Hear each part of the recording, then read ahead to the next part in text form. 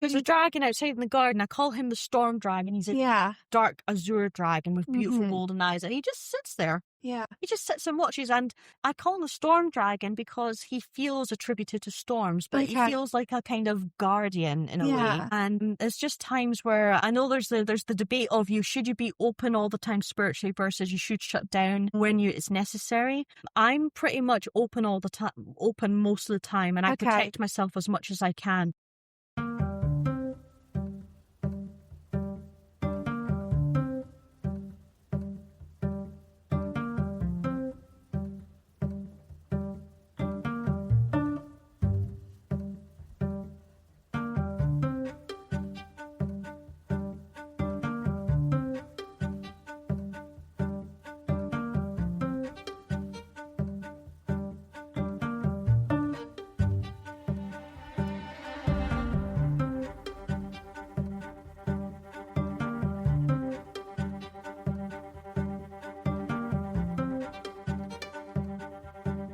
Hello and welcome to the Cornish Witch podcast.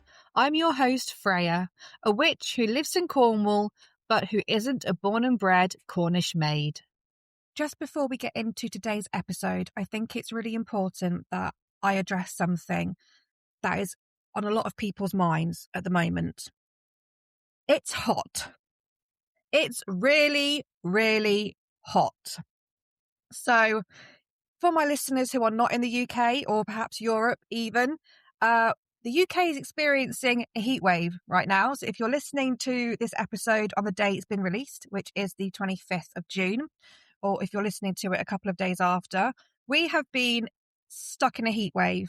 And it's not something that we British people are very used to. We are not used to going from one extreme to the other, which is what our country usually does.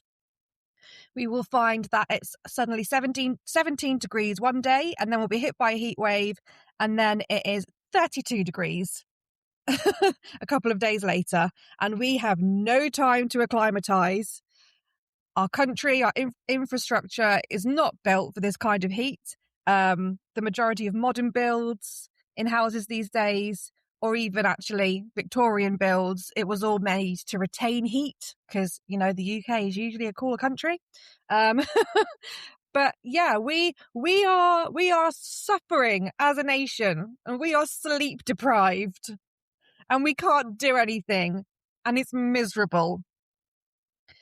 So I just wanted to say to any of my listeners in the UK that are struggling with the heat, I am with you in solidarity. We will get through this. Drink plenty of water. Keep your curtains closed. And fingers crossed, thunderstorms will start to appear and the rain will come back. It's very difficult being a spooky girl struggling in the summer heat, especially when it's a heat wave like this. And for my listeners who are not in the UK, if you could just send us your thoughts, prayers, well wishes, do a rain dance for us, that would be amazing. But yeah, I will stop rambling on about the weather, which is a very British thing to do, but I will stop now. Just wanted to sort of, put it out there that we are a struggling nation at the moment. Anyway, let's look forward to today's episode. And today's episode is all about embracing magic, dragons, and spiritual healing with Scottish witch and founder of Dragon Goddess Healings, Emma Jane Saunders. She sits with me and she shares her incredible journey into the world of witchcraft, spirituality, and dragon magic. Discover her unique approach to healing, her collection of sacred tools, and how she integrates the ancient and intuitive ways of magic into modern life.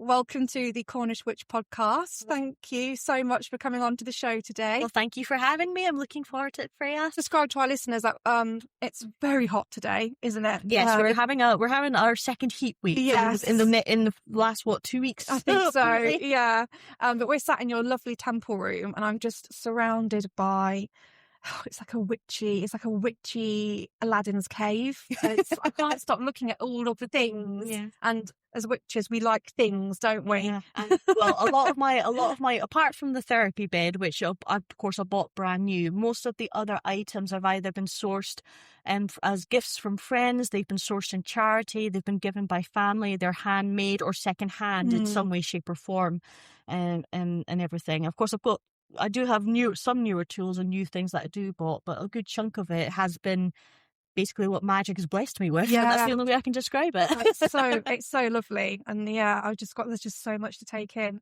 So if my eyes are constantly wandering around, it's not because I'm not listening to you. You're just like, oh, well, if you want to ask about any of them, if it's relevant to the podcast, you're more than welcome to ask. I don't mind answering them at all. Yeah, well, I think definitely your big crescent moon staff. Oh, I should probably get incredible. That's my first one. Yeah. Oh, really? If you don't mind me, I'll just quickly go. Sure. Okay. So this is my official staff here. Oh my goddess, that is impressive. Yeah. Oh, so that one I've not thrown it out because I've delegated it as sort of like the guardian staff of the temple. Mm-hmm. So it's in the corner, being protective, a guiding focal point, if you like. Yeah. Whereas this one, I've made to be a lot more durable, and it's this is what comes with me when I go and do like rituals outside. Yeah. You know, like in traditional witchcraft, the stang is often used as the focal point besides the cauldron. Did you make this? I made this. That is you are very talented. That's incredible. Not really. I craft because I enjoy it. I craft because I enjoy it, but it was the thing of I wanted to make a staff, and a staff with the moon crescent, but obviously I can't make it out of wood or glass or crystal because fragile, durability, that sort of thing. So I decided to go with resin craft, and I found a couple of molds that worked with it. I just got some dowel. I got a little spike, you know, that they call walking sticks, and a few charms, a bit of ribbon, wood glue, and I nailed it down and everything. And then this is what's become my staff, basically. So tell me all about Dragon Goddess Healings. Of course. And what it is that you do. We're imbued. Mm-hmm. But I can tell that you're not a Cornish witch. No, I'm not. No, I'm not. No. I'm not originally Scottish witch, originally from Edinburgh, basically. Yeah. And here's a little fun fact about me. My original name before I got married was Glasgow. Oh, wow. So I was a Ouija from Eddie. And only Scottish people will understand why that's significant. Well, basically, Edinburghs and Ouija's don't live one another apart, you know. There's a bit of rivalry. There's a little bit of rivalry and all that. And not only that, I've heard all the jokes you can make about my name and that. Thankfully, when I got married, it changed to Saunders, so I'm happy. I'm happier with that one, to be honest. I lived in Edinburgh for a little bit when the Fringe Festival was on one year, and I just remember there was like quite a rivalry, and you could get the train from Edinburgh to Glasgow, and people were like, don't go to Glasgow on your day off. And I was like, why not? And they were like, just don't go. And I was like, but why though? Yeah.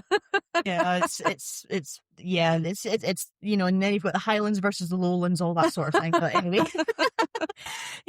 So Dragon Goddess Healings is my spiritual business, and basically it's where I offer my white witchcraft magic to help empower the client to transform their life for the better through the use of healing and guidance through crystals, tarot cards, dragons, spirit, magic, all that good stuff, basically.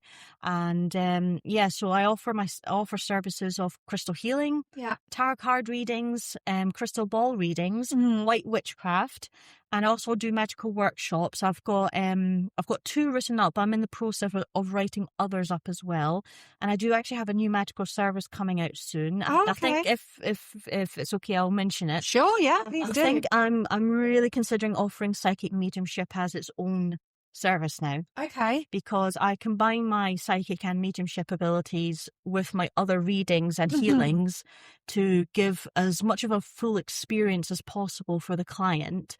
But a lot of people have been saying that I should be considering to do it as an actual service. So I've been thinking about the nuances and all the details. And I think I'm at a point where I'm confident enough to decide like what my price range is going to be and the timing and everything and how I'm going to conduct the session. And I've had feedback from several people along with client testimonials about it with some friends who were wanting to be testers for it. So everything seems to be moving smoothly there. So I think I'm confident enough to announce it for the first time on this podcast. Yeah. I'm going to announce it on my social medias at some point very soon as well. How do you channel your psychic mediumship? So are you clairaudient, claircognizant? I'm mostly clairvoyant and clairaudient. I think they're both very, very strongly there. I do sometimes feel on occasion, and on occasion I do sometimes taste. Oh, interesting. Yeah, I do sometimes taste. Like, there's been times where someone's had a health issue and I've tasted blood in my mouth, basically. Not a nice sensation, but yeah, it's one of those things where you can feel, like I sometimes feel the affliction that someone might have felt and everything, which gives me a clue to how they might have passed. And sometimes, and everything, but mostly clairvoyance and clairaudience definitely are my strongest ones, I would say, I do want to talk about your spiritual journey, but I'm just aware I just want to also talk a little bit more about the dragon side of things, because I haven't met anyone. I mean, I've heard about dragon magic and dragon work, and I haven't met anyone who works with dragons, and I would love to know the history behind where dragon magic has come from. How do you work with dragon magic? Dragon magic for me is very intuitive. I can recommend several books by DJ Conway. I think most people will recognize that author's name. She's written several books like Dancing with Magic and Dragon Magic, The Five Inner Rings. And there's also some books by Diane Cooper who have done dragon spirit guides and that. There's lots of different authors who have done it, but dragon magic for me personally it's very intuitive, and I do agree with what a lot of the authors say, that dragons respond mostly to pure heart intention and respect. Because for me personally, the dragon is the ultimate spiritual symbol of magic, spirituality, God, goddess, the universe. Because how else do you have so many cultures having dragon symbology, as well as civilizations off-world, when people have channeled those, having dragon symbology. So there must have been something around at some point. They don't exist in the physical plane now, but they're on the ethereal plane. And as a result of that, I feel that it's very intuitive magic, and there are, certain base rules, again, that a lot of different practices and traditions do agree on, such as, it's okay to have a sword, but never turn it against the dragons, because, especially because of Western culture saying that, must slay the dragon and everything. It's like the dragon. Those kind of things. Always respecting the dragons, because, they're one of the most powerful spiritual creatures out there. It's like, if they want to basically F you up, they will F you up, basically. It's like, you've got teeth, claws, wings, and fire breath. Do you really want to argue with that? No, not really. No. So dragon magic is, well, actually, my dragon symbol I use for Dragon Goddess Heals was actually inspired by this here. This is a Yu-Gi-Oh card. I was just, for a second, I was like, it's Pokemon, but it's not, it's Yu-Gi-Oh. But yeah, I don't remember Yu-Gi-Oh. Oh my goodness. It was that I loved it also because of the ancient Egyptian connection with the storyline and everything, with the pharaoh being being reborn into the modern era playing the game. Blue Eyes White Dragon became my favorite card and the favorite archetype I played with and everything. And this is like representative of my familiar that I work with and that as well. Okay. So there's a story behind how that came to be, which I'll tell in a little bit if it's relevant. But yeah, the Blue Eyes White Dragon became the inspiration for my logo and everything, basically. And as you can see, I've got dragon crystals, dragon symbology everywhere. I've even got a dragon incense burner, which is really lovely. My brother has a dragon incense burner. You're going to love this. Actually, he got it in Cornwall when we were kids, when we come down here on a holiday. I think he got it in Tintagel. And it's a wooden dragon, but the dragon's on the top, and you put the incense in and put the dragon over it, and it looks like the dragon's breathing out the smoke. Right, yeah. Wonderful. Yeah, well, that one's a backflow incense. So okay. So when the dragon's mouth, it will come through and then fill it to make it look cold and everything. So it's I got that at the charity shop for like $5. I love backflow incense burners. I've got a beautiful one. It's a golden Buddha, and then it's like it's all like flowing down, and it looks like water. Yeah. We're burning some Dragon Bloods incense at the moment, actually. Delicious. Yeah. To shout out a lovely shop, Jemima Rainbow. That's where I get it from. They sell like 20 sticks for £1.50. Jemima Rainbow. I frequent her shop a lot, and now that you say that, I'm going to. Where is it? Yeah, here she is. I lost my pendulum. Oh, I lost my pendulum. It's so funny. I was walking through Plymouth to record a podcast episode, and I was having a hell of a time getting through Plymouth. And I think by the end of it, the pendulum went, right, you're here now, and I'm out. I'm done. We're through. Yeah. But I bought this one from Jemima Rainbow. Oh, I think I remember seeing that. How long ago did you buy that? I think about maybe a month ago. I was about to say, I'm pretty sure I saw that exact same one, because I think a commented said that's a really lovely pendulum. Isn't it stunning? I've got a selenite one, but I've got a lapis lazuli one, which is my main one that I use. And lapis lazuli is an alternative birthstone for Sagittarians. For any Sagittarians who want to listen. Yeah, so that's the thing. I'm always open-minded to alternatives and everything as well, which I think is a foundational point of witchcraft or by any magical path, really. Ultimately, having an open mind means that you can accept different viewpoints and everything. And but I mean, with magic, as we know, there's a lot of people who are open-minded, but we also, unfortunately, do have those who are a bit narrow-minded or very much their way or the highway kind of dealio, which unfortunately is in every walk of life, even magic, And something I very emphasize with when I do my magic is how important balance is. You have to take the light with the dark. You have to take the rough with the smooth. You have to take the good and the bad. You have to take the hope of the situation, the ethereal, but you also have to take the physical reality of the situation. Even if that truth is harsh and you don't like it and you don't agree with it, it's like I said, it's the reality of the situation, but you can always hope for something better. Maybe a bit naive to say, but I've experienced situations like that where it's gone really bad and then, something's changed and it's gone really, really good in that sense and all that. So, but that's just, I mean, it's goodness knows we need it more in our world in this current state. I think it's all about balance as well. If you look in nature, there's always it's cruel. It's as they say, it's cruel. It's beautiful and cruel. Yeah, it's about balance. Yeah, it can't be good all the time. I mean, we're part of nature. Yeah, we always spout we're a part of nature, and yet at the same time we always forget so easily and think we're separate at the same time. It's such an easy thing to do. But I mean, you can see I've got a lovely communal garden around my place. Absolutely beautiful. Yeah, it's cultivated with the grass being mowed frequently, but the plants have been left to grow a little bit wild, and I love that aspect of like the civilization meeting nature. Yeah. I'm trying to think of the word and it's not coming to mind at the moment, which I'm probably going to do quite a bit. Oh, it's okay. Yeah, but it's, it's like the cultivated versus the wild. Yes. I think that's the easiest way to say it. Yeah, cultivated versus the wild and that. And, you can find beauty in both. It's as simple as that. Yeah. Oh, yeah, absolutely. Yeah, and that's another thing I emphasize is simplicity, but I'm rambling on. So no, if you want to go on your tangent. Oh, how do you connect with dragons pretty much on a daily basis?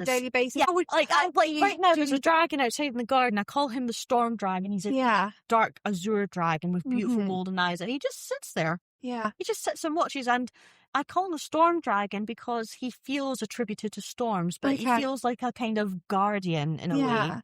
And there's just times where I know there's the debate of should you be open all the time spiritually versus you should shut down when it's necessary.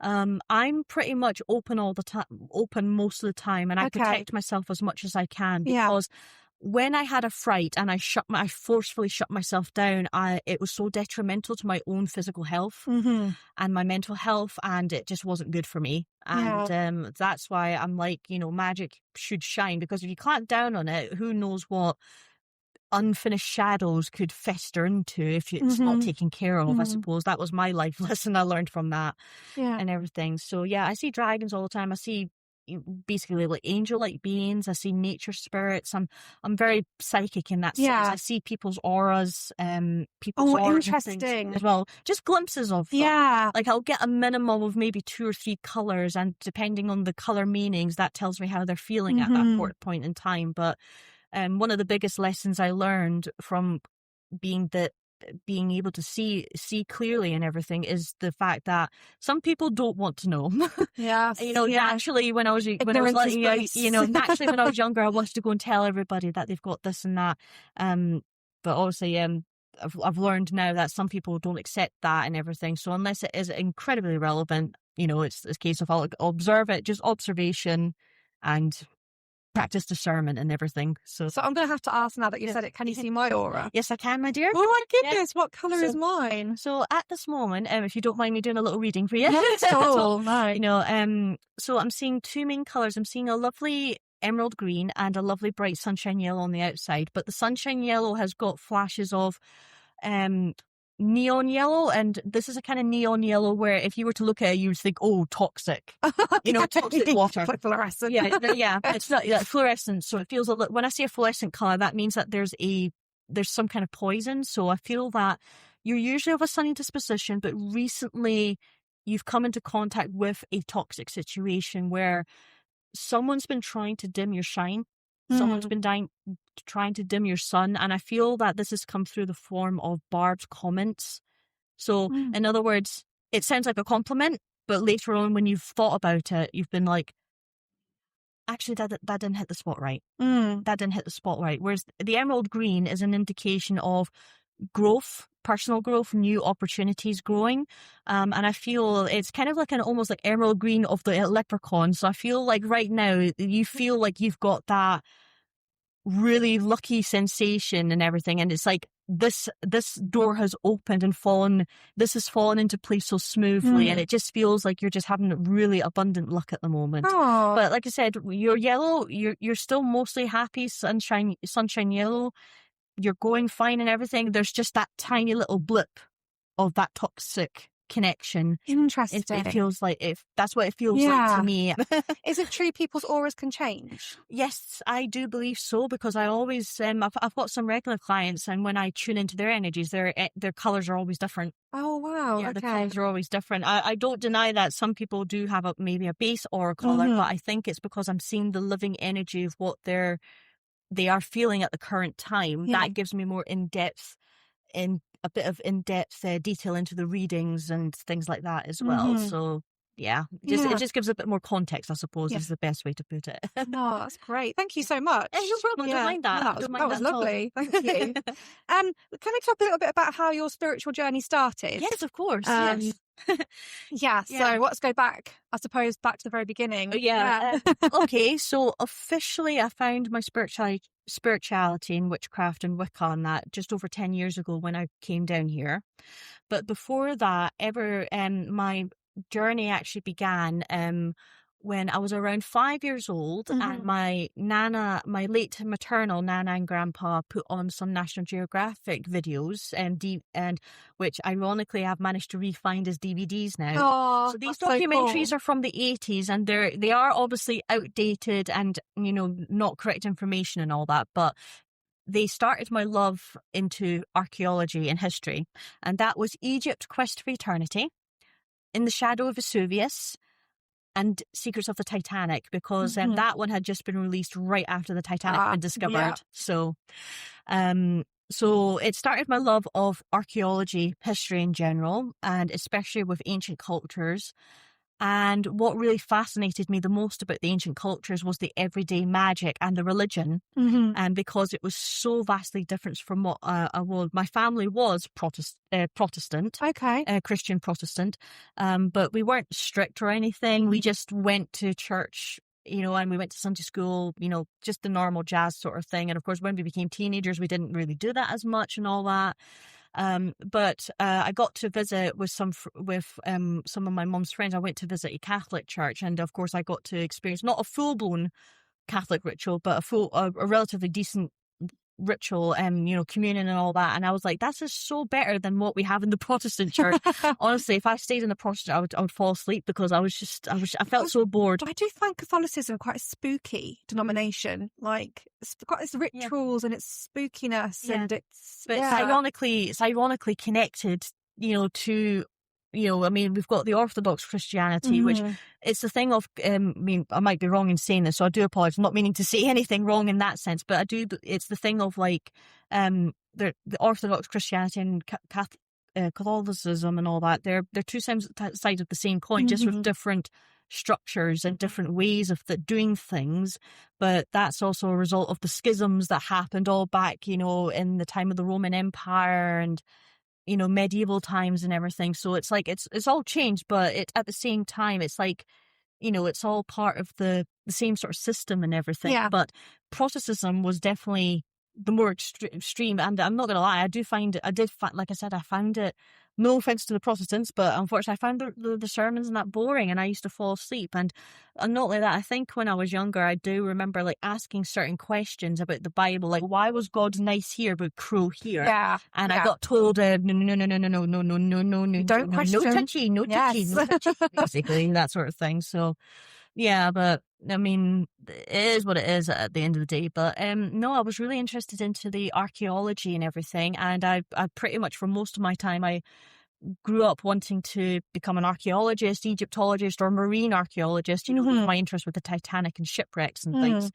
But ultimately, so I got the qualifications in Scotland to try and get onto a course, and I managed to achieve a foundation degree in archaeology down here in Truro. Oh, that's fantastic. Yeah, so it was actually Plymouth University, but it was at Truro College. Oh yes, yeah. So I did the foundation course for 2 years there, and unfortunately, around the time I achieved my qualification, that was when the financial crash of 2010 hit. Oh yes, I remember. And the government and the new government came in raising the tuition fees, which I think, if I'm correct, after trying, they wouldn't. Yeah, and basically, I think the Scottish government, because of the fee hike, decided not to start paying for fees anymore, because they would actually pay for the tuition fees.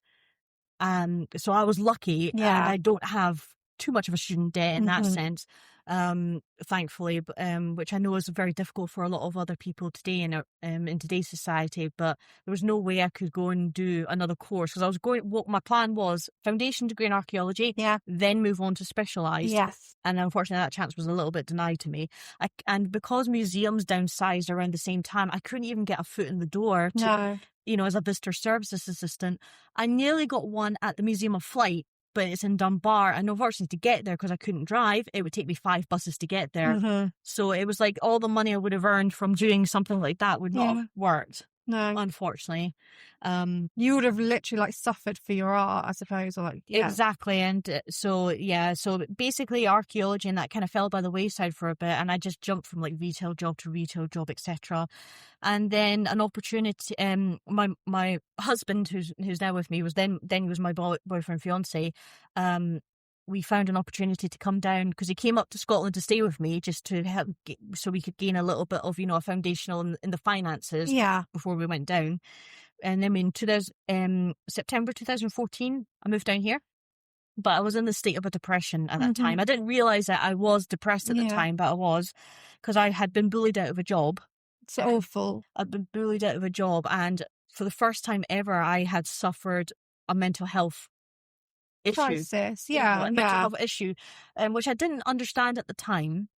Or anything, but I think what cinched it was the fact that it was actually a job centre assistant who said, "Emma, you do realise you were bullied out of the job," and that's what set everything off and made me realise that it wasn't because I had effed up. It was, excuse my language if I do. No, it's okay. You can swear. It's fine.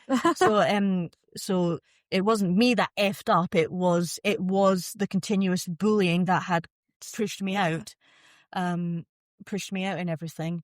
And I just happened to be in town. And there was a local reader. And I thought to myself, you know what? I've tried everything else. I've tried some medicines. I've tried this and that. Why not? So I went for a tarot card reading, and it changed my life, basically. Yeah. Changed my life and everything. And from there, just to keep the story short, I then proceeded to join the local Bude area Pagan moot, where I found a Wiccan study group. Yeah. And that evolved into its own coven. I was part of the coven for a few years, and then I left for personal reasons. Mm-hmm. And from there, I've been solitary pretty much the past 7-8 years, basically. And I started Dragon Goddess Healings actually in 2017, just as a hobby, just on the side here, you know, just taking just donations and exchanges and all that. And then I kind of bumped it up a little bit, maybe about a few years later, maybe just after the time of the pandemic, I think it was. I decided to maybe to make it a bit more of an official, you know, label it as a business, you know, getting my, you know, things like your tax code and all that prepared for just in case. But I think ultimately everything came to a head 2 years ago on the last blue moon.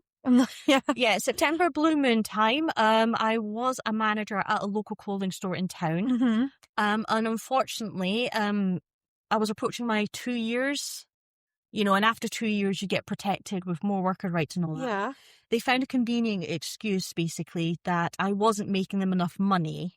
Oh. I wasn't being and basically I got let go from my job. That's such a shame. That's terrible. Yeah, but the thing was, and unfortunately it became a bit of an end because my sales assistant, who I'd hired 6 months after me, I warned her, just be aware, they might do the same thing to you. She made a mistake. She approached her 2 months. She made a mistake on a credit card, which was rectified. Apparently but I mean, obviously this is her side of the story that she told me, but apparently they investigated her for fraud and then let her go. Oh, that's crazy. Yeah. Everyone makes mistakes. Yeah. You know, and if it's something that can be rectified on the till. Yeah, exactly. And exactly, but yeah, unfortunately it's just the brutal reality of work. Sadly, there are some very toxic work cultures of businesses out there, unfortunately. And and my advice is as well, because my husband works at Morrison's and he left his job briefly. He left his job briefly to go to a different job, and within 3 months it pushed him to the point of suicide. Okay, that's how toxic it was for him, and he's a very gentle soul. So it's one of those things where, so basically from my own experiences in toxic environments and from what happened with my husband and all that, I would say if you're in a toxic situation of any kind, job, family, home, whatever, get yourself the hell out of there as quickly as possible. And you know, and there's always somebody who can listen. There's always somebody you can go to. There's always someone who's willing to listen, even if it's a complete stranger. Don't stay in a poison that's going to eventually probably be very, very detrimental to you in the worst way, end of road possible way.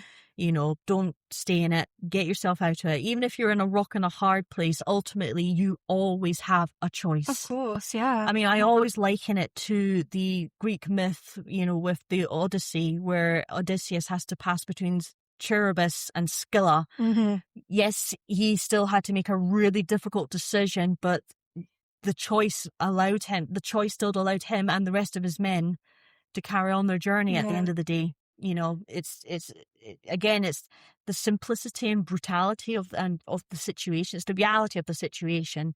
End of the day, there's always someone. Get yourself out there. That's what I would advise and everything. But sorry, that's a little bit deep there. No, it's okay. Thank you so much for sharing that. I'm not afraid to share that sort of thing because goodness knows, again, like I said earlier, with the world and everything, I think people need to realize that this stuff happens a lot more frequently and that you're not alone in it. And it's okay to share experiences. It's it's not a shameful thing to say I need help or I'm in this situation or I can't do this anymore. It's not a weakness to admit when you're vulnerable and you're not safe. Or I think if more people did, I think collectively we would be a lot more.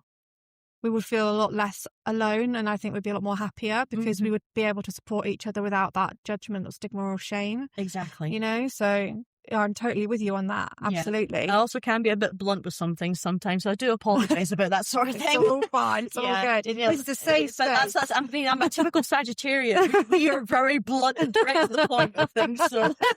My brother's a Sagittarius, so yeah, I get it. Yeah, we're fun-loving and everything. We're adventurous and all that, but oh my God, we can hit it where it hurts if you're not careful. The earth of fire. Fire. They are fire. Yeah, fire element. But I've got a Taurus moon.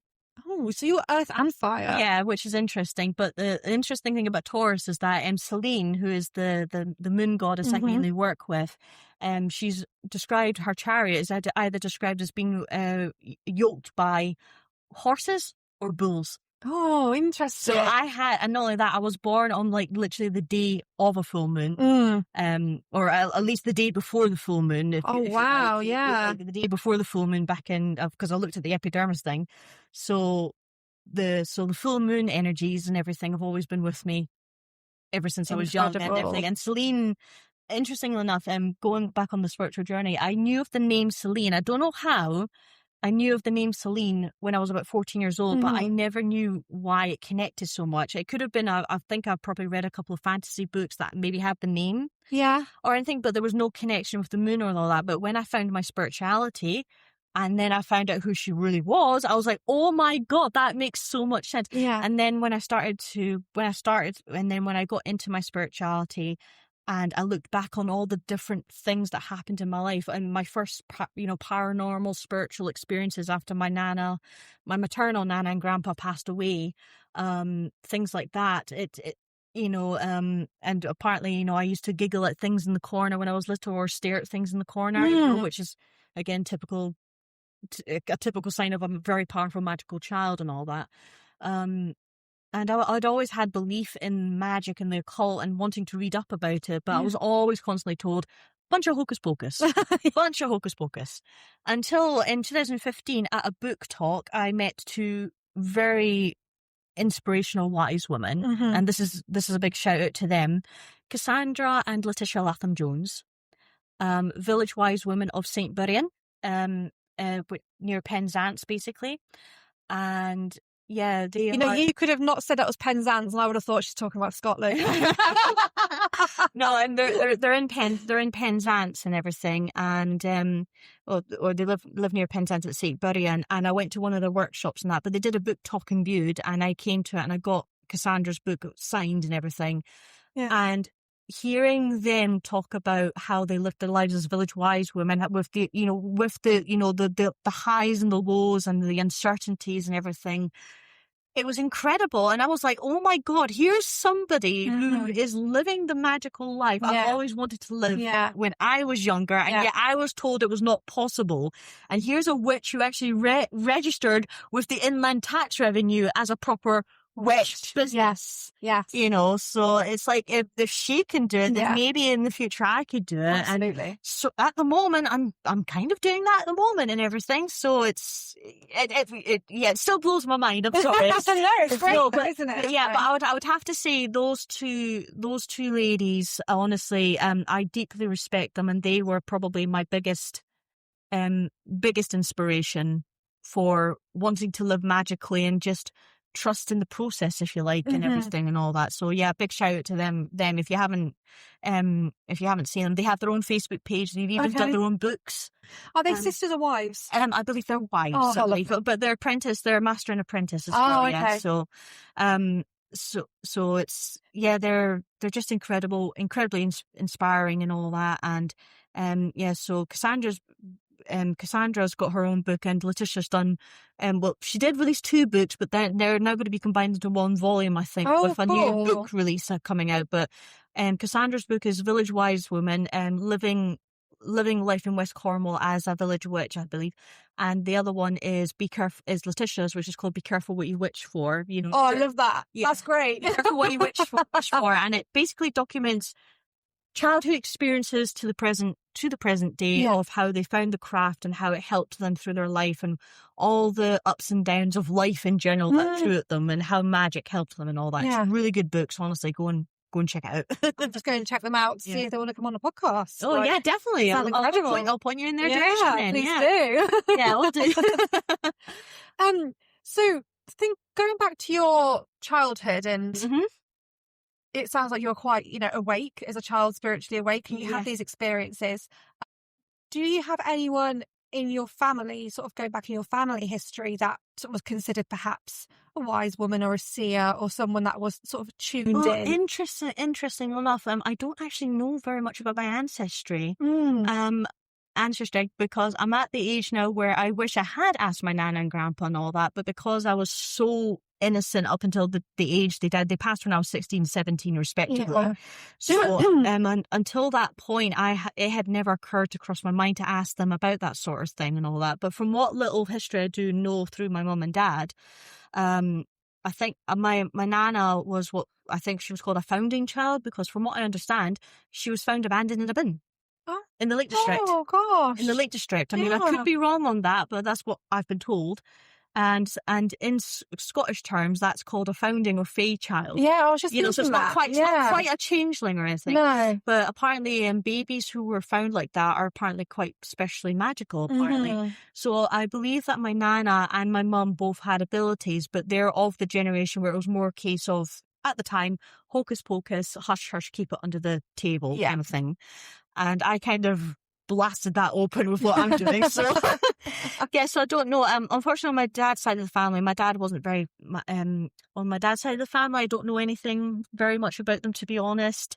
So it's something I've been wanting to do, but it's one of those things where I haven't really gotten around to it. But I do believe in the belief of that. So if you're attracted to certain aspects of magic, cultures and that, I do agree that maybe potentially you had ancestry or a past life there at some point, and that's why you feel that connection. Yeah. So with my witchcraft, I'm eclectic, so I use whatever I feel works for me and everything. So, and the baseline is Gardnerian Wicca, because that's what I was schooled in, basically. But I'm also very interested in Strega, which is Italian witchcraft. Oh, okay. Italian witchcraft. And of course there's Dragonic Wicca as well. And also a lot of influence from the Cornish traditional folk magic and that as well. So I've got a mix of different aspects and everything in my craft and all that. So I think with the Italian side, I wouldn't be surprised if there was an Italian ancestry or a past life potentially there, and everything.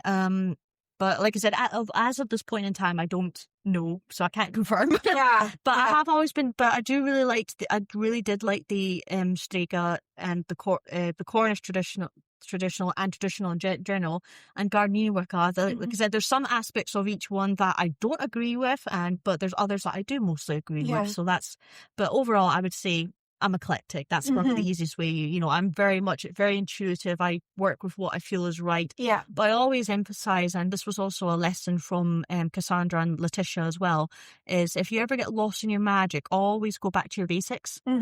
And without your basic, I think it's absolutely paramount that you should always have a basic foundational knowledge to build upon. Yeah. So things like even something as simple as like having at least 4 herbs, which are not only attributed to the different 4 elements, but also in a way are all-purpose, which means that even if they're the only 4 herbs you have in your witch cabinet, it means you can do them for any spell situation. Okay, yeah. Very versatile. That's kind of, it's very simplistic, but it's like, okay, so like, for example, if you want to do an abundance spell and you haven't got any basil or anything, so what else can you use? Well, rose can be used. It's attributed to water, and rose is an abundance of wealth, really. It's traditionally love and beauty, but it can represent wealth because it's a very cultivated flower.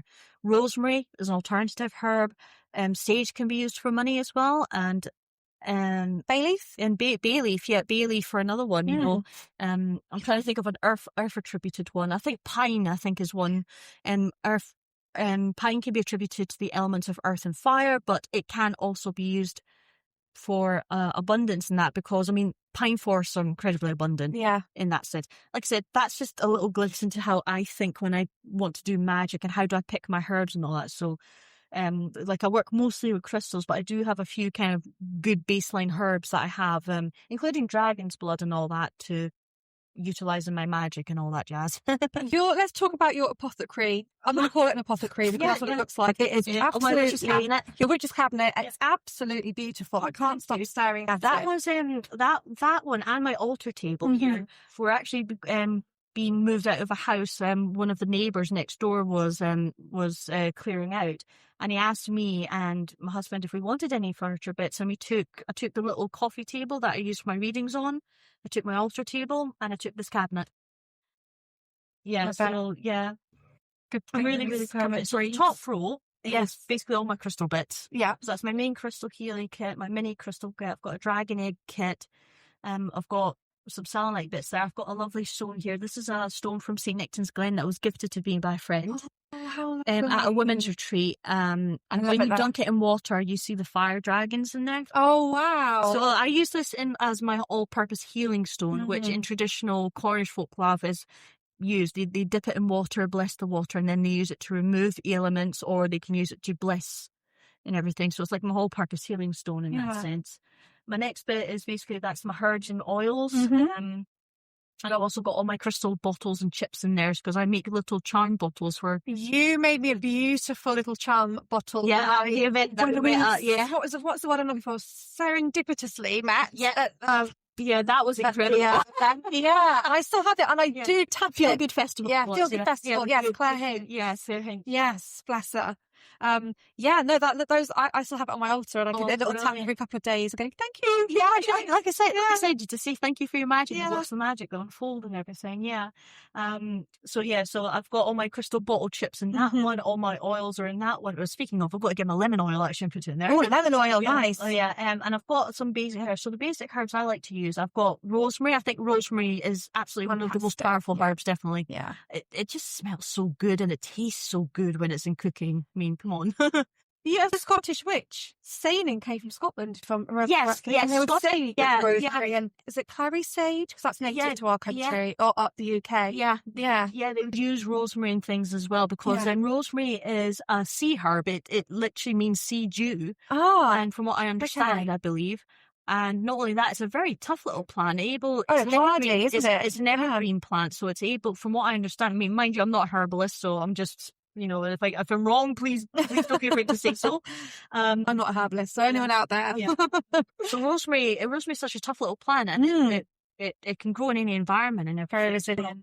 I've got rose petals, I've got sage, I've got mugwort, of course, the classic witch's herb. Yeah. And what was the other one? I've got frankincense and myrrh. Frankincense and myrrh. Frankincense, it's just absolutely amazing. It's such a good antidepressant as well. If I'm feeling really down, I'll just burn some resin frankincense. Really? I like the resin. Yeah, resin frankincense. I don't mind burning sticks, which are fine, but generally when I cleanse my home or sage smoke my home, I'll use sage. I think that's actually brilliant, and or frankincense most of the time. My dad, he has this, I don't know how to describe it apart from in the Catholic Church, when they go around. Censer. Yes, and he would put frankincense in it and just go around and just like... My husband loves it when I burn the frankincense because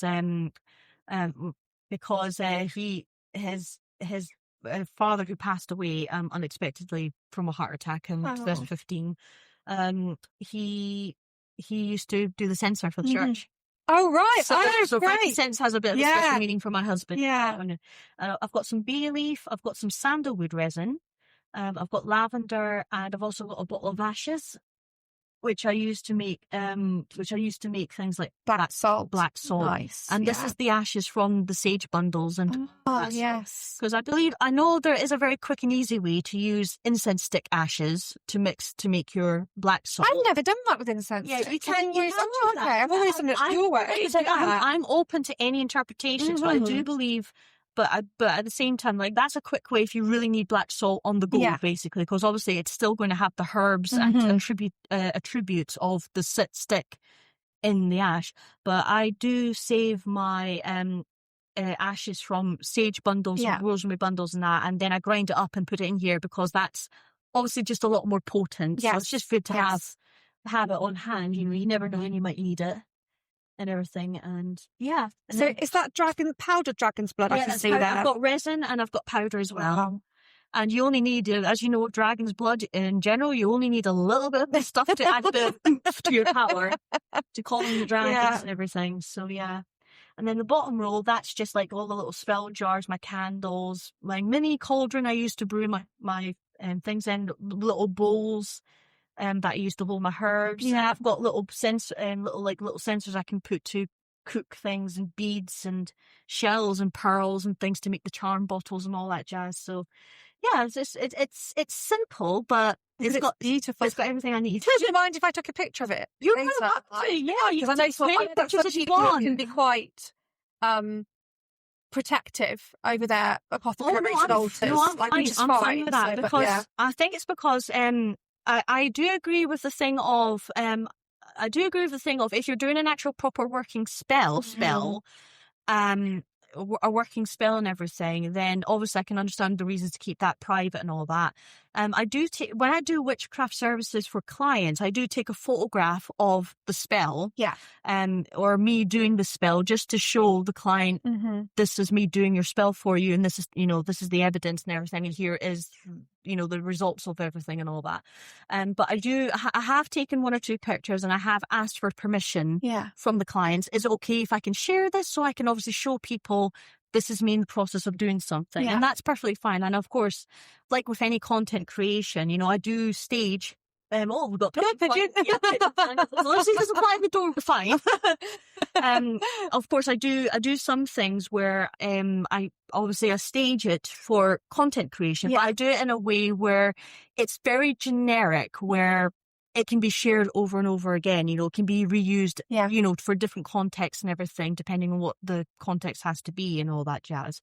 But ultimately, private workings, no, I don't share them and everything. But my altar and everything, I mean, this is me. Yeah. I'm perfectly fine with you guys having a look and everything, because I think what is also very important is the education of, we're not evil people sacrificing babies on the altar. My goodness. You know what I mean? I know. Drinking the blood of next door neighbour's dog, and offering up a virgin sacrifice to the, all that stuff. It's just, this is just my working space for magic. Is it any different from your working space for doing your 9-to-5 desk job? Exactly.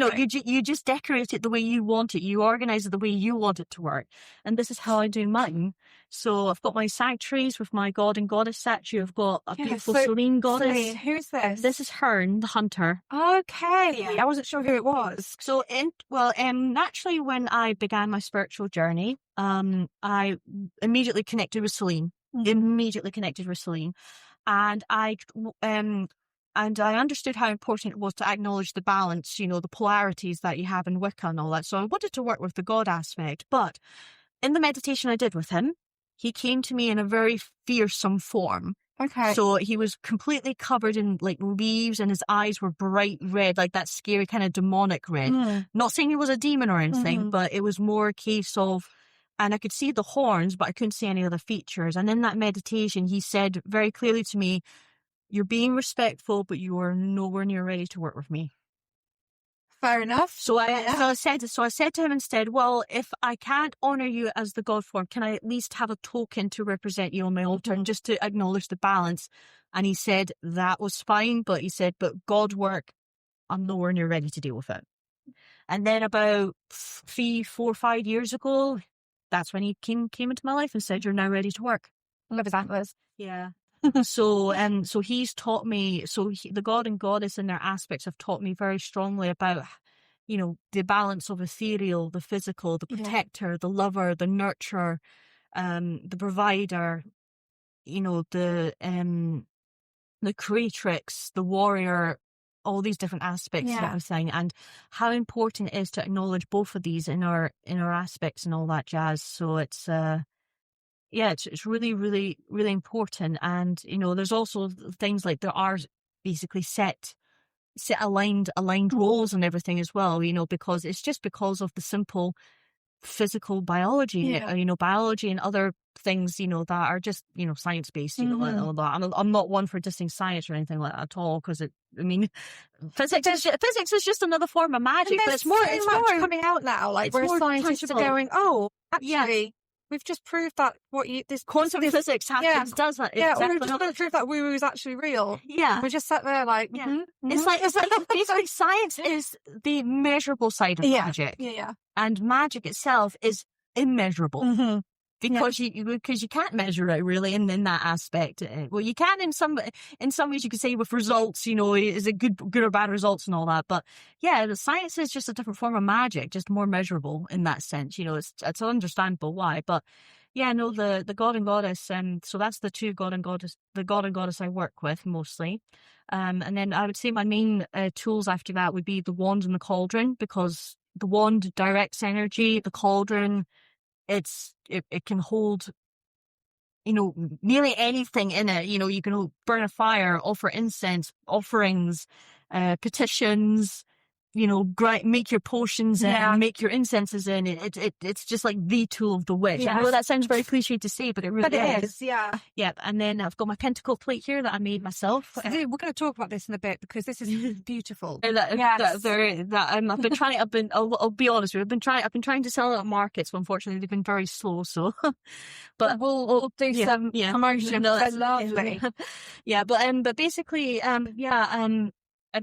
I made the moon plate myself, basically. And how would you use this moon plate if you want to use it? I just use tool. It. Yeah, so basically I use it to just hold all the bits and bobs. So if I'm doing spell, it's all on here. Okay. And if I'm doing something that involves fire, obviously please practice fire safety. That's absolutely important. Yeah. I had an experience of seeing an actual flaming witch once.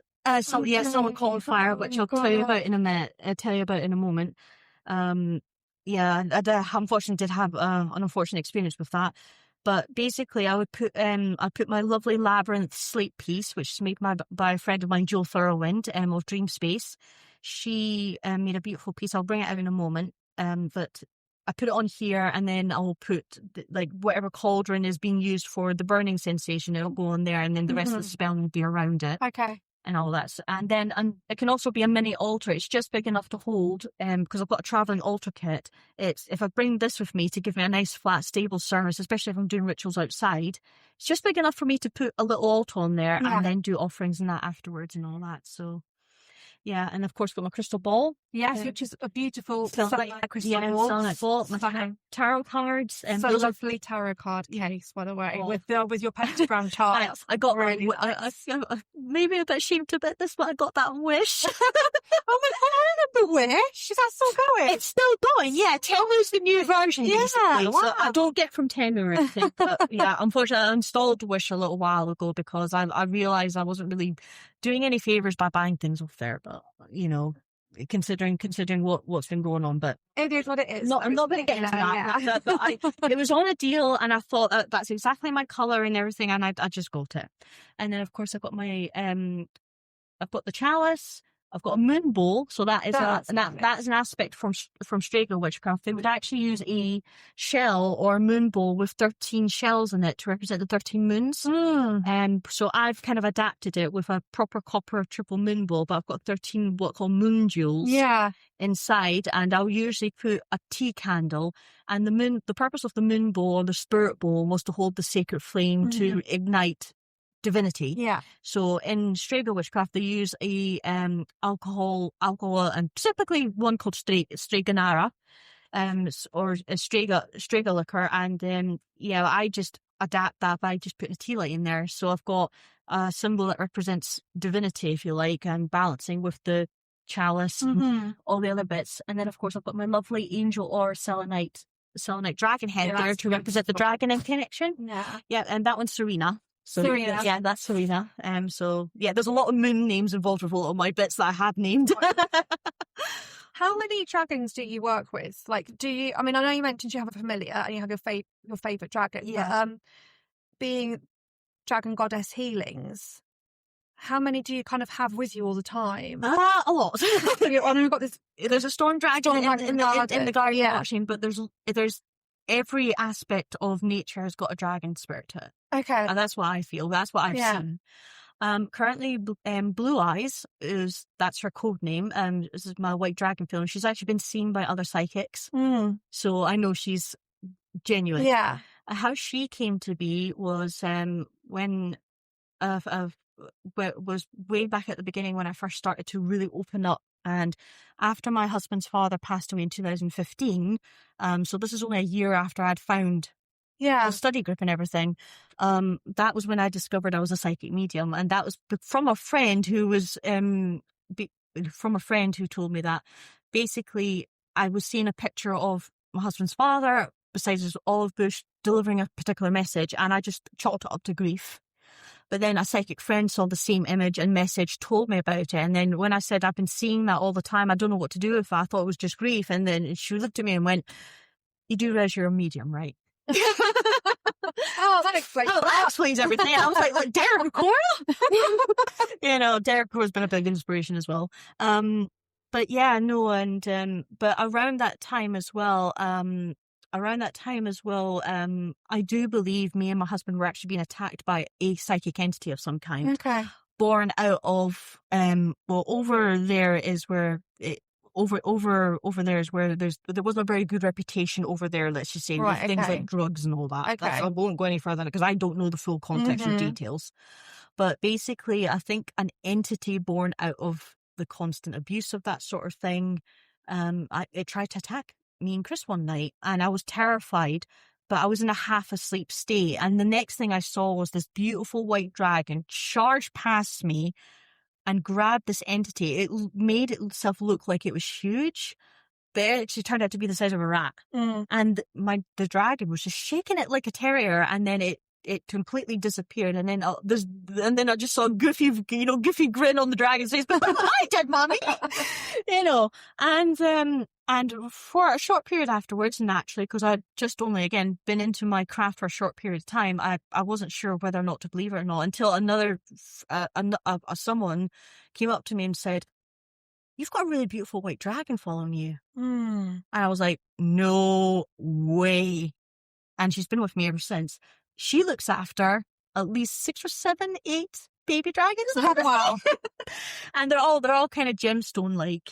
So I've got obviously I won't reveal their names because that's private. Of course, Dragons are a bit private about that sort of thing. They don't and all that, but they're kind of like, so I would say one of them is kind of like garnet coloured but with a sunset yellow belly and horns. So I've got a few of those, but they're all really adorable. They're all very playful, and they're just sweet, really sweet, and they're very protective of me and of Blue Eyes and everything and all that. And there was a child at one of the events, and she was like, "Who's that purple dragon?" And I was like, "Oh, good grief!" Yeah. So I was like, "Yeah." So it's like, So like I said, other people have seen the dragon. That have connected with it. Yeah. Things. So that's nice confirmation. Yeah, it was nice. I mean, I'm not afraid to admit it. Naturally, I mean, I've been practicing for over 10 years, and I still have trouble believing things sometimes or trusting in my intuition, as you do. We're only human at the end of the day. Only human at the end of the day, and ultimately, like I said, I'm kind of doubting myself now about with some things that have been coming up recently. Like you said yourself, you've been going through some shadow working recently yourself. I feel. Well, I mean, I know that Pluto's retrograde at the moment, so that's mainly the reason why. But we've also got the Mercury retrograde coming up soon. Yeah, again. Actually, it's the first one this year. Did we not have it earlier on this year? Usually we have it 4 times a year, but this year's only 3 apparently. The first one's in June. Really? I thought hang on. So I think I could be wrong on that, but I mean, we can always Google. I don't know. I just feel like we had one this year. Maybe it was towards the end of last year, which is why it still feels so like. Yeah. I never sleep during Mercury retrograde. Yeah, in 2026, according to Google, Mercury retrograde goes. Oh yeah, it was February 26th to 20th March. Yes. So, we have had one. Okay, so that's my bad. I do. No, it's okay. Next one is June 29th is when it starts, and the next one after that is October 24th. No! Right over Halloween. Fuck you, Mercury. Yeah, sorry.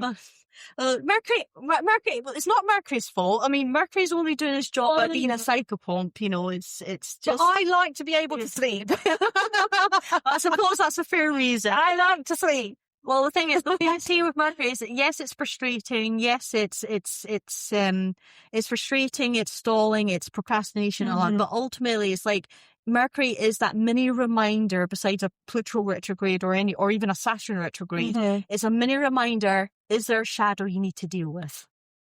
Many. Yeah.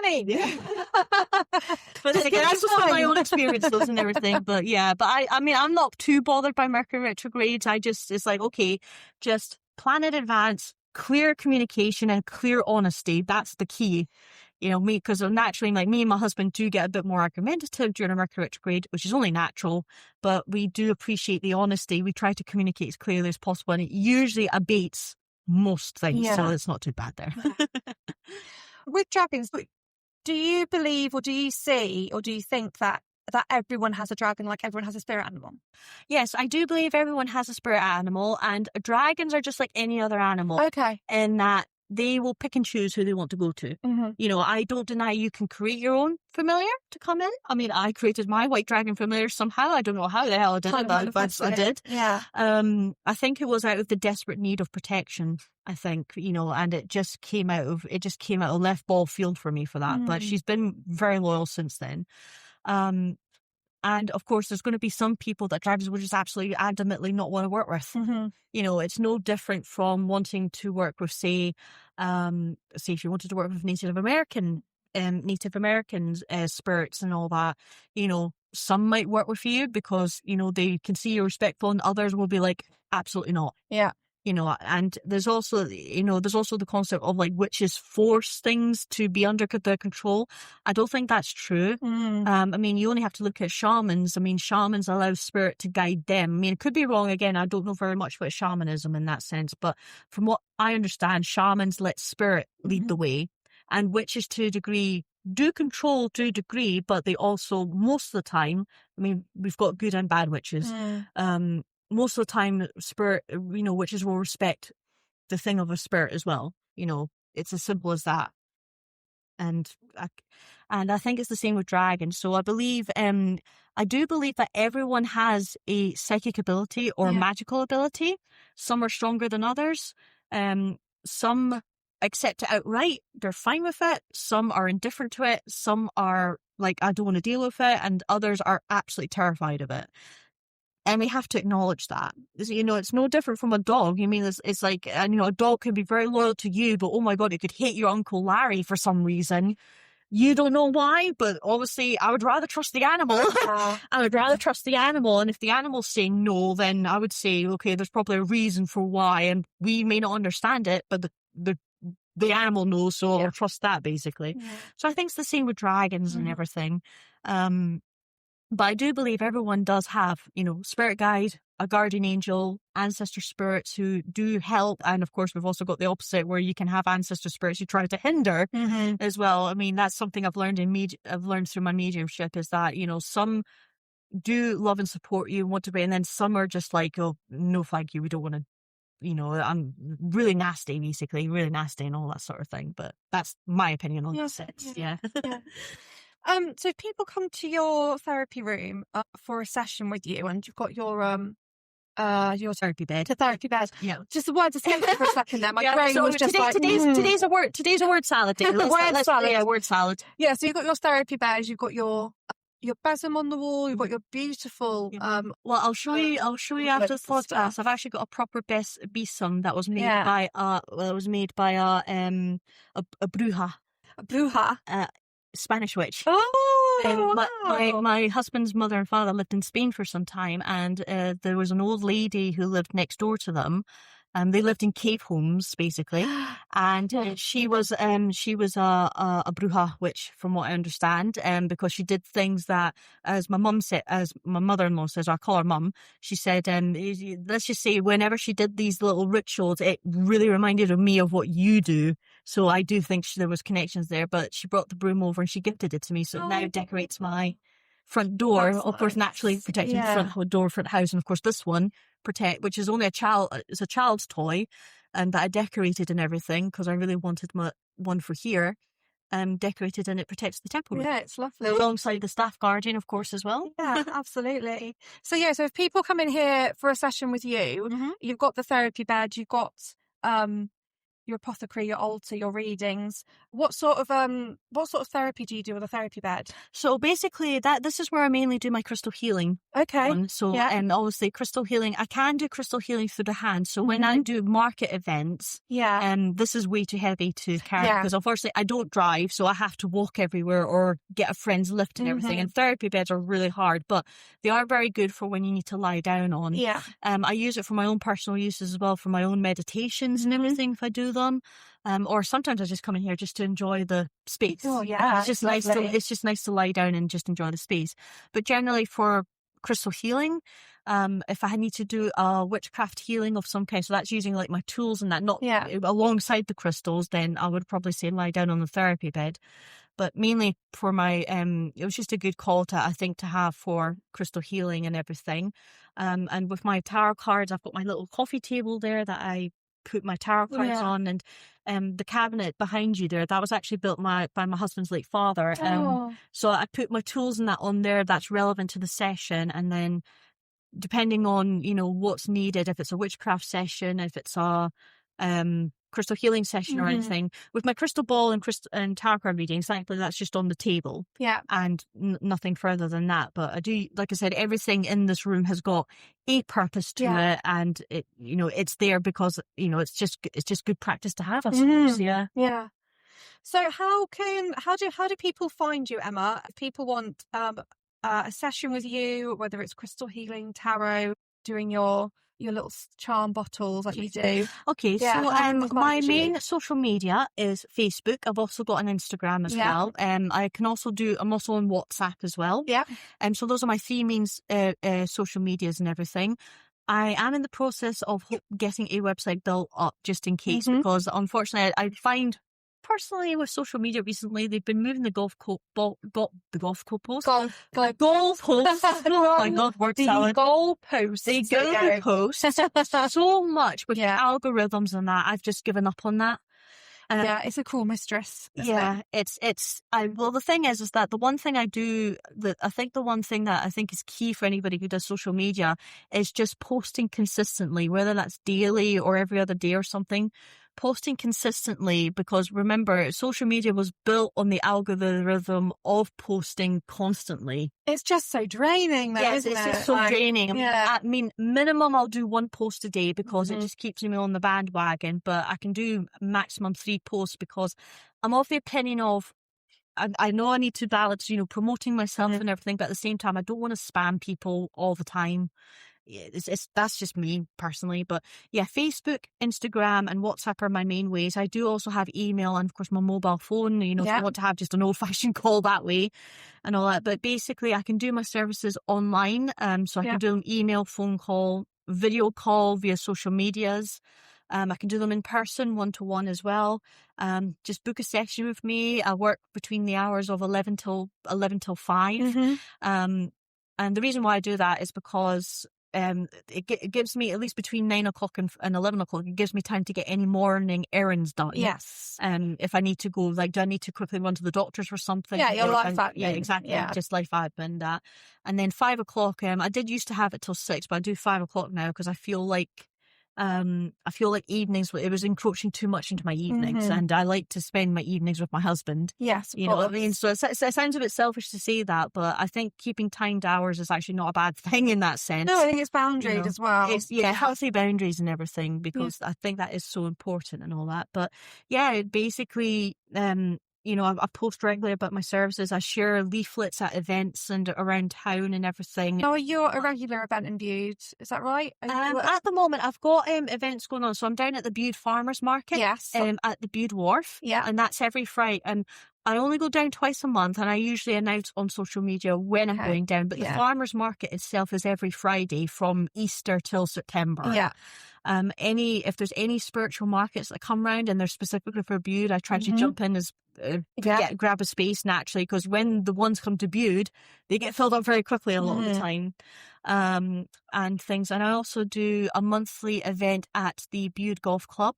Yeah. I do tarot card readings with percentage proceeds donated to charity. And the charity, the charity we're currently supporting now is the Southwest Children's Hospice. Okay, because was it the Surf Aid? Surf. It was ad surf. Ad surf. Yes, because I believe that shout out for you. There was a change in management, and they chose a different charity, which, you know. But even though it's still, there's some percentage proceeds being donated to charity. Yeah. And what else? What else is there? I also go to Halsworthy. I go to my friend Izzy Florentine, who runs Willow Tree Therapies there. So I do like basically what I do at the market there. You know, half an hour readings and that there. 10 till 2. Yeah. Twice a month, mostly on a Monday.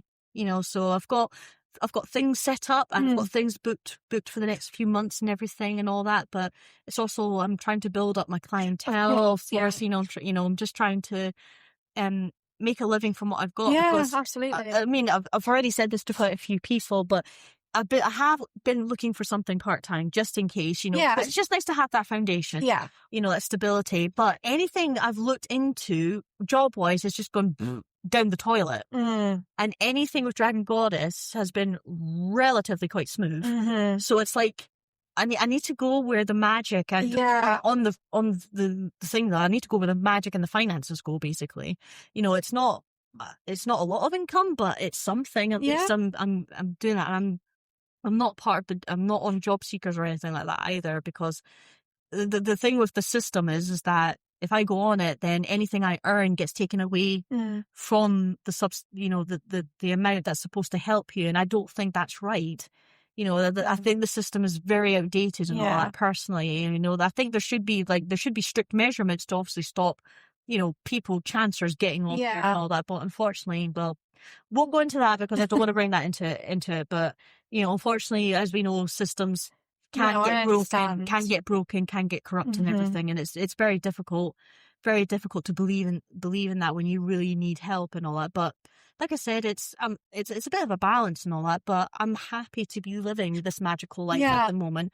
I'm relatively free of my time and, of course, enjoying time with wonderful people like yourself, of course, and, you know, and just looking for opportunities like this to do podcasts, to do events, to give back to the community when I can, and just using my own natural magical abilities to help people in a different alternative way. Yeah. Yes, it may not be regulated, it may not be recognised officially as, you know, with a certificate on the wall and all that, but I mean, you only have to look back 100, 200 years ago and people would still go to their village wise witch for, you know, just that extra bit of magic that would change their fortunes, or at least give them clarity on what was going on and all that. And I mean, why not continue that? Yeah. You know, exactly. I mean, magic's been around. I mean, what is life but a miracle of magic in and of itself, really? That's just such a perfect way to put it. It is. Yeah, it is. absolutely. I mean, life, you know, yes, life, you could say there's the scientific factor, you know, it is measurable in that sense, but ultimately, what is life but a miracle of magic in and of itself? Yeah. You know, it's such a lovely way of looking at it as well. Yeah, giving thanks, giving gratitude all the time, being kind. My goodness, we need more of that. Being kind to people, a smile at someone, a kind word to someone, it really can make someone's day. Again, I could be talking from a very naive viewpoint, but I truly believe, you know, we're all human at the end of the day, for goodness sake. And ultimately, you know, if everyone was just a little bit more kinder to one another, this world would definitely be a better place. Yeah. I definitely do believe that. And I still believe it can be. We've just forgotten that. So that's where we, as the healers, the witches, the shamans, that's where we come in. Yeah. You know, we show that magic is real and anybody can access it and use it for good intentions and can change their lives for the better. That's why I believe magic transforms lives in that sense. Emma, thank you so much for joining me. No problem, Freya. Thank you so much. I do apologise if I rambled a bit. Stop it! No, it's been great. I know. I mentioned. I've just noted. I've got ADHD, so I've noted that. I've mentioned some bits. I never talked about it, but I didn't talk about it. But hey, we can save that for another podcast at some point in the future. Yeah, of course we can. Yeah, awesome. No, thank you so much for the opportunity. You're very welcome. Honestly, thank you so much. And I'm going to repeat myself like a parrot there, but I'm grateful. I'm really grateful. I'm grateful for you to allow me in your sacred space to speak on the podcast, and it's just so lovely to sit down and have a chat with you and get to know your practice and spiritual journey. And I definitely hope to have you back on in the future. Oh, thank you. I look forward to it as well. And like I said, so yeah, I just hope that anybody who's been listening to this podcast at least takes a little something away from it, you know, even if it's just a word or a phrase and it resonates with them. If it helps you and it puts a smile on your face, then I think I've done my job as a priestess of the old ways in that sense. You know, I've served the goddess and spirit in that sense by inspiring someone else's spark of magic to ignite. That's lovely. What a lovely outro. Thank you so much. Thank you very much.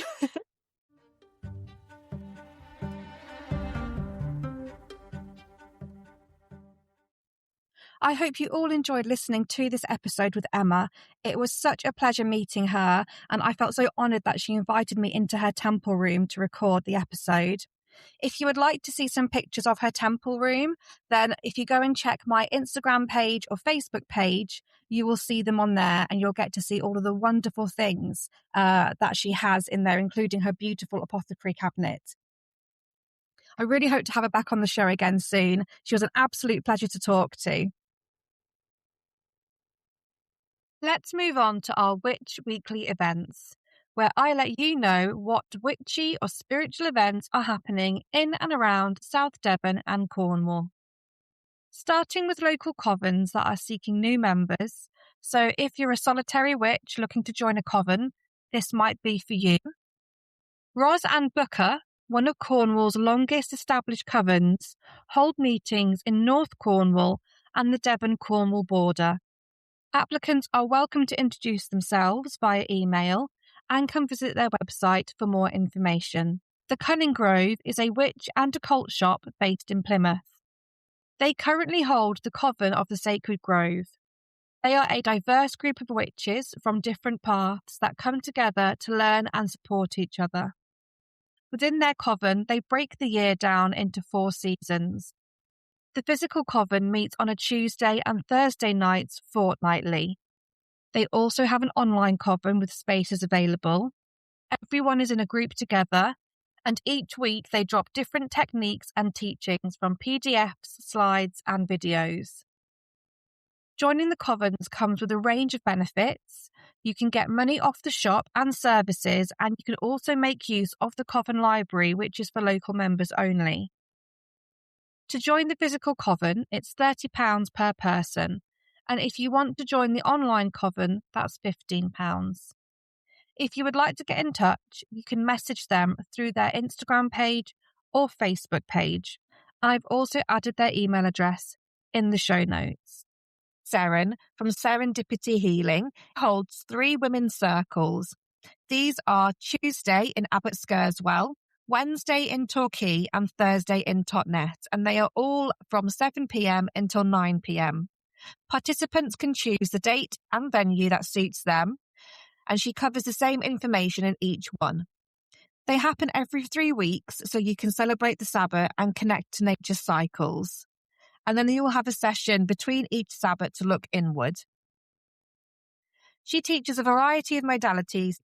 These include somatic movement, guided meditations, tarot and oracle cards, witch runes, exploring crystals, herbs, journaling, creative expression through arts and crafts, Reiki, Sekhem energy, drumming and sound, goddess work with the archetypes, meaningful ritual and ceremonies, and lots more. Local witchy and spiritual events. Continuing with the Cunning Grove, on Wednesdays they hold a Witch and Stitch, which is a free weekly crochet, knitting and witchcraft session. And on Saturday mornings, they hold a free Witch and Brew session, which is a social with tea, talk, and it has a teaching focus. And you can find out more information via their website, which is linked in the show notes. Looking forward to this weekend, and Wild Tribe Events are presenting the Big Spiritual and Witchcraft Festival on Saturday and Sunday, the 27th and 28th of June. This is from 10 a.m. until 5 p.m. at the Big Sheep in Bideford. General admission is £5, or you can pay £9 for both days. Also on Saturday, the 27th of June, A mind, body, spirit, pagan and craft fair is being held at the Callington Town Hall from 11 a.m. until 4 p.m. On Sunday, the 28th of June, from 10:30 a.m. until 2:30 p.m, Wellbeing at Outways, Plymouth, is a shamanic connections workshop for young people between the ages of 8 and 18 years old. And this is being hosted by White Wolf Wisdom. The entry or energy exchange is £40. On Sunday, the 28th of June, a full moon monthly women's retreat is being held in Menheniot. This is to celebrate the strawberry moon. It's 4 p.m. until 7:30 p.m. and entry for this is £45. And then on Tuesday, the 30th of June, Darcy Sophia's Holistic Alchemy is holding a full moon yoga and sounds bath. This will be at Croydon Cove in Dawlish from 7 until 8:30 p.m. And all of the links to the events that I have mentioned are included in the show notes. If you have an upcoming witchy or spiritual event and you would like me to do a shout out for your event on the show, then please contact me. My details are in the show notes and you can find me at the Cornish Witch Podcast on Instagram and Facebook. That is everything I have for you for this episode. Thank you so much for listening to the Cornish Witch Podcast. This podcast is an independent personal project created outside of my professional life. It exists as a space for conversation with witches, spiritual practitioners, and those walking their own paths, sharing lived practice, ritual, experience, and folklore often rooted here in Cornwall and the land itself. If you value these conversations and would like to support the continuation of the podcast, there is a voluntary link in the show notes. Listening will always remain free and there is no expectation to contribute. Whether you support here, listen quietly, or carry these stories onward by sharing them with others, thank you. Your presence honours the craft and keeps these tellings alive. May these stories find you when they are meant to. And until next time, may the path rise to meet you.